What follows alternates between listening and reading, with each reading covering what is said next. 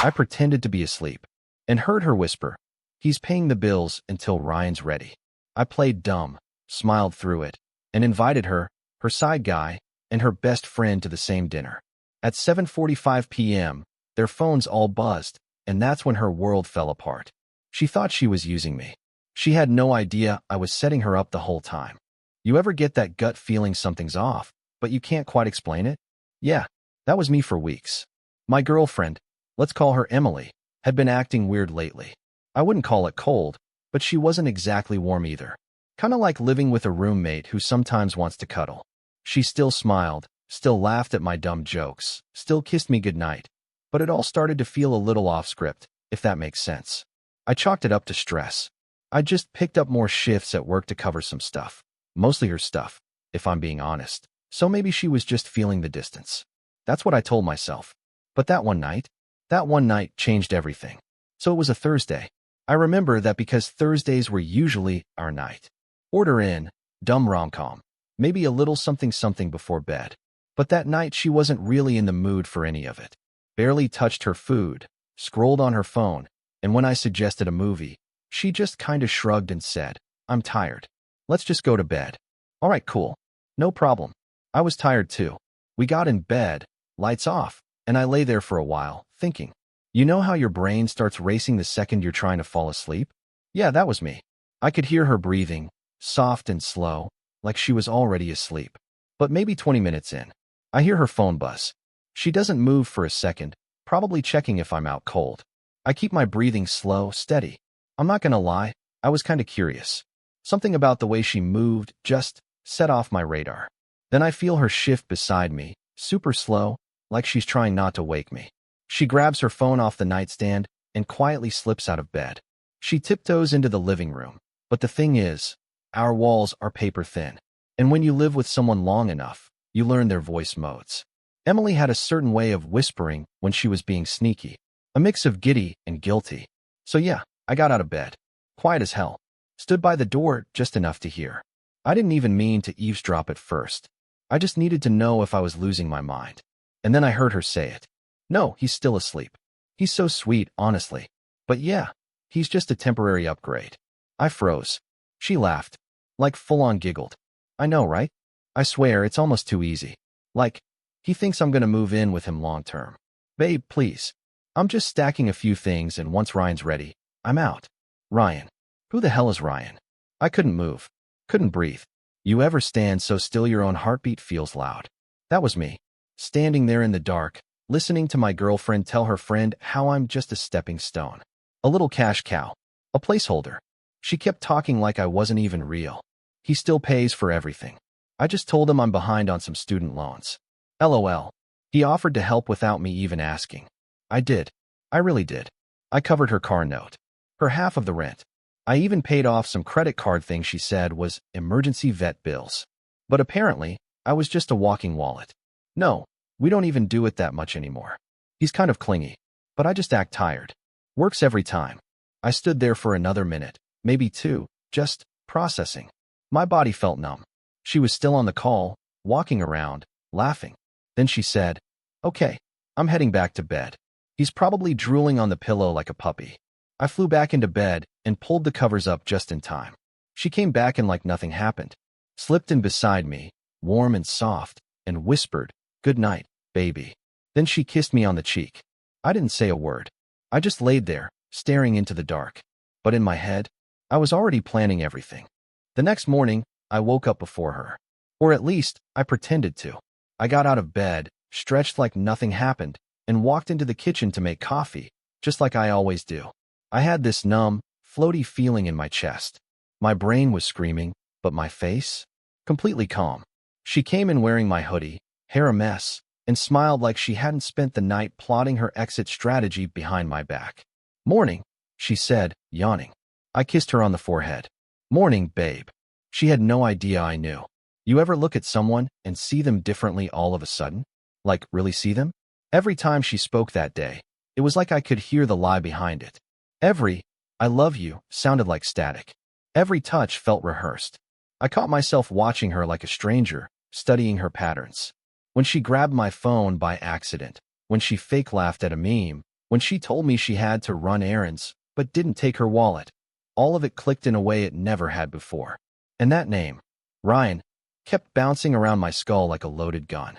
So I did what any rational, emotionally stable guy would do. I smiled and started building a secret folder on my computer labeled Work Docs. Step 1 was playing dumb. No changes in my behavior. I still sent her cute texts. Still bought her favorite coffee. Still made dinner. If she thought she was using me, I wanted her to keep thinking that. I needed time. Time to dig. Time to plan. Time to hit her where it would really hurt. Step 2? Start collecting the truth. I became hyper-aware of everything. Her habits, her stories, the way she left her phone face down but never locked. I memorized her unlock pattern one lazy afternoon when she thought I was watching Netflix. Once I had access, man, that rabbit hole was deep. There were DMs with Ryan. Flirty, gross, obnoxious stuff. The kind that made my stomach flip. Can't wait till we don't have to pretend anymore. He's still paying for my stuff. I'll squeeze what I can before the move, lol. Squeeze what she can. From me? There were Cash App requests to her cousin that weren't her cousin. There were photos, ones she'd taken in our apartment, in my hoodie, but sent to someone else. There were emails, plans, looking at apartments. With Ryan. I copied it all. Screenshots, voice memos, even screen recordings while I scrolled. I created backups, encrypted the folder, and kept it on a hidden drive. This wasn't just a breakup moment anymore. It was a freaking operation. And then, just when I thought it couldn't get worse, she gave me the best gift ever. She said we should celebrate our anniversary soon. Let's do something special, she said, eyes all wide and innocent. Like a fancy dinner. You choose. Oh, I'll choose, all right. I booked the table that night. Not just for me and her, but for me, her best friend, and Ryan. They didn't know yet. But soon, they were all going to be at the same table. And the menu? Revenge. Served cold. So after Emily floated the idea of an anniversary dinner, all smiles and butterflies, like she wasn't literally lining up a new guy behind my back, I told her, yeah, let's do something big this year. She looked surprised, honestly, like she didn't expect me to care that much. I think she was already mentally packing her bags. Probably figured this would be our little final chapter before she dipped out and moved in with Mr. Sidepiece. But I had other plans. I made the reservation at this upscale restaurant downtown. Real slick place, white tablecloths, waiters in black vests, one of those joints where the menu doesn't show the prices, which is code for, you're going to suffer financially. But for this, worth every penny. I picked a Saturday night, a little over a week out. Gave myself just enough time to put the final pieces in place. While Emily was at yoga, aka doing God knows what with Ryan, I was in my villain arc. First thing I did was track down Ryan. No, not in real life. I wasn't about to roll up on him like some jealous boyfriend. Nah, too obvious, too risky. I made a fake account. Generic name, 0 posts, default profile pic. Slid into his DMs posing as a potential roommate for one of the places he was looking at. Thanks to Emily's email threads, I already knew the neighborhoods, dates, even one specific unit number. We chatted a bit. I made sure to drop Emily's name casually, like, hey, is this the place you're moving into with that girl, Emily? He replied, haha, yeah, just waiting for her lease to end. You know how it is. Gotcha. Confirmed. Official. No speculation. Ryan was in on it. Next target, her best friend, the one from the FaceTime call. Now this part. It took finesse. I messaged her from another fake account. This time, pretending to be someone who knew Emily from work and wanted to plan something special for her. Claimed we were doing a surprise thank you dinner for Emily and her close ones for helping with a project. Total nonsense. But I knew this girl loved attention and free wine. She bought it. Sent me her email. RSVP'd faster than you could say snake. Now all 3 of them were coming to the same dinner. They just didn't know they'd be meeting each other. Now the last piece, the delivery system. See, I wasn't just going to sit there and say, gotcha, and drop a dramatic speech. That's weak. Too short-lived. No, I wanted lasting damage. Psychological fireworks. Something they'd remember every time their phone buzzed.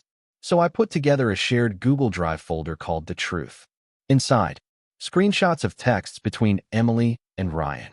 Bank statements she used for shady stuff. Photos she sent him from our apartment. A screen recording of her whispering that temporary upgrade line. A spreadsheet labeled every lie she told me. I scheduled it to be emailed to all three of them mid-dinner. 7:45 p.m. sharp. Each of them would get a notification at the same time. Each of them would open that link at the table. And I'd be sitting right there, sipping wine. And just to twist the knife, I bought her a necklace. Something small, but expensive looking. Wrapped it in a velvet box. Wrote a little note that said, "For our last anniversary together. You earned it." I couldn't wait to watch her open it. That week, I was on Oscar-winning performance mode. Sweet texts. Surprise coffee. Told her how grateful I was. Said I couldn't wait for our special night. And she ate it up. She even posted a little story like, "Can't wait for Saturday, I have the best man ever." You sure do, sweetheart. At least for now. Saturday night. She walked out of the bedroom looking like she was about to accept a marriage proposal. Hair curled, heels on, black dress I bought her for her birthday. Yeah, that one. "How do I look?" she asked, spinning slightly. I smiled like a proud boyfriend. "Perfect. Let's make this a night to remember." And oh, it would be. We got to the restaurant around 7:15 p.m. I was nervous, not gonna lie, but not the usual kind. I wasn't scared of what might happen. I was hyped for what would. The hostess led us to the table. A beautiful four-top, white cloth, little candle in the middle. I told Emily I invited two of my co-workers who helped me with a project, and they'd be stopping by later to toast with us. She bought it, smiled, nodded, asked if she should act professional. I said nah, just be herself. Please, just be yourself. At 7:28 p.m., her best friend walked in. You could see the flicker of confusion on her face when she spotted us. She tried to play it cool, but her smile stuttered when she saw Emily.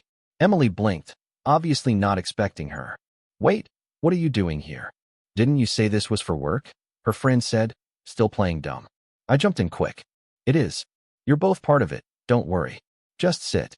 Relax." Emily laughed it off awkwardly. Probably thought I was setting up some weird group surprise or trying to impress her with networking. She had no idea what was coming. 7:34 p.m. Right on cue. Ryan walks in. You know that look someone gets when their soul leaves their body for a sec? That was Emily. Straight panic. Like she'd just seen a ghost, wearing designer sneakers and holding a reservation slip. What the hell is he doing here?" she hissed. "Wait, why are you here?" Ryan said, stopping mid-step. I stood up, gave him a big fake grin, and gestured to the table. "Ryan, right? Come on, have a seat. You're just in time." No one moved. Emily was full-on glitching. "Jake, what's going on?" I sat down slowly, smoothed the napkin across my lap, and said, "Don't worry. Everything will be clear in just a minute." 7:45 p.m. Ding. One notification. Then another. Then another. All their phones lit up at once. I watched their eyes drop to their screens. Watched their faces twist, sink, drop. Emily went pale. Her best friend mouthed, "Oh my God." Ryan's jaw literally tightened like he was trying not to flip the whole damn table. Nobody said a word. They just scrolled. Each of them reading the truth I'd been holding on to like a lit match. Every lie. Every message. Every little bit of proof. Emily looked up at me slowly, blinking fast. What is this?" I leaned forward just a little.